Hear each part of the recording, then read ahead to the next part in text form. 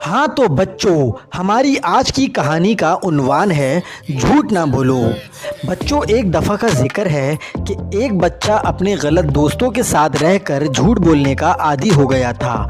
इस बच्चे को लगता था कि झूठ बोलकर किसी भी मुश्किल से आसानी से निकला जा सकता है और इसीलिए इसे झूठ बोलने की लत लग गई और इसे झूठ बोलने में मज़ा आने लगा।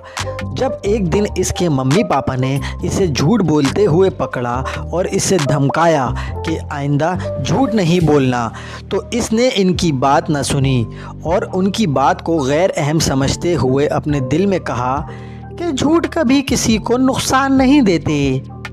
इसके पापा ने फैसला किया कि वो इसको समझाएंगे कि झूठ बोलना क्यों बुरा है।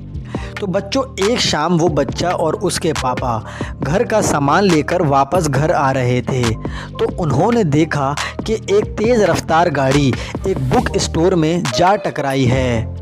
तो बच्चे के बाप ने वहाँ पर मौजूद एक राहगीर से पूछा कि भाई यहाँ क्या हुआ है।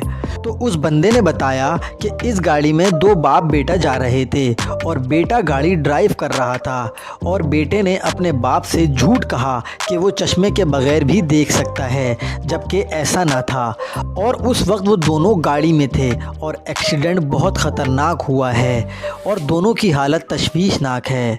बच्चे के बाप ने बच्चे की तरफ देखकर कहा कि मुझे यकीन है कि इस ड्राइवर को अपने झूठ का बहुत अफसोस होगा। तो बच्चे के वालिद ने बच्चे की तरफ देखा और उसको कहा कि बेटा, देखा तुमने कि झूठ बोलना कितना ख़तरनाक हो सकता है और किस तरह लोगों को नुकसान पहुंचा सकता है, हत्ता कि लोगों की ज़िंदगी भी छीन सकता है।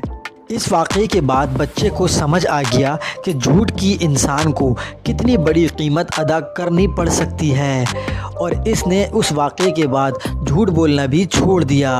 तो बच्चों, अगर आपको हमारी स्टोरी अच्छी लगी तो हमारे चैनल मोरल टीवी को ज़रूर सब्सक्राइब कर दीजिएगा।